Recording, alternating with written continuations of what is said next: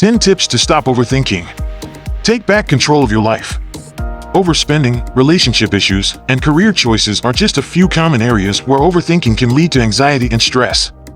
But don't worry, there are steps you can take to stop overthinking and start living a more relaxed life. Overthinking is a common habit that can be hard to break. But if you're looking for ways to tame your overactive mind, here are 10 tips to help get you started. 1. Awareness is the foundation for change. One of the essential skills to develop in life is recognizing when you start thinking about things that are out of your control. It may seem silly, but it can significantly impact your mental health and well-being. When you start fixating on things you can't control, it can lead to anxiety, depression, and many other problems. However, if you can catch yourself early on, you can usually avoid these adverse outcomes. So how do you know when you're starting to think about things out of your control? Here are a few signs.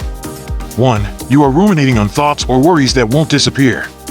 2. You start feeling anxious or stressed about a situation you can't do anything about.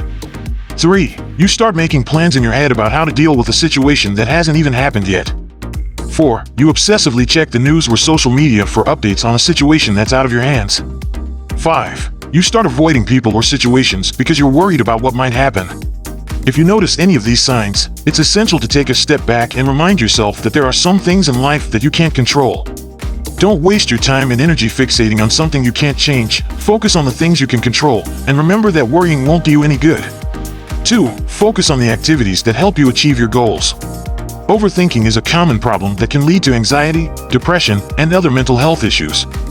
Finding ways to keep yourself busy is essential if you are stuck in a cycle of overthinking.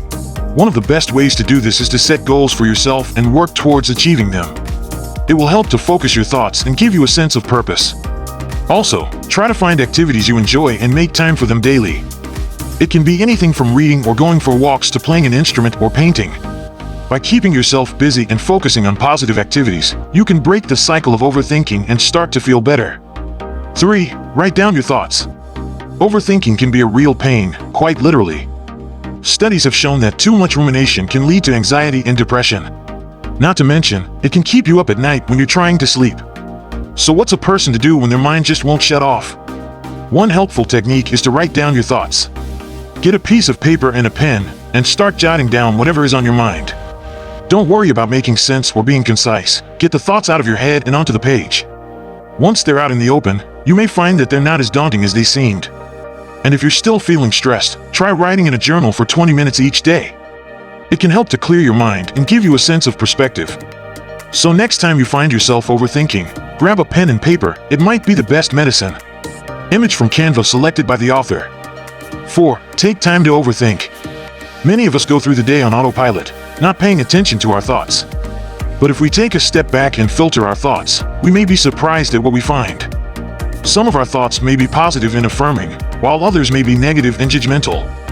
Instead of letting our thoughts control us, we can learn to accept them for what they are and not judge them.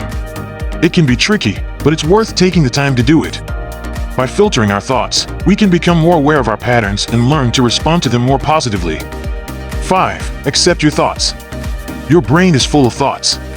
Some of them are useful, and some of them are not so useful. It's essential to accept all your thoughts, even the ones that are not so useful. Why? Because they are a part of you, and they are trying to help you in their way.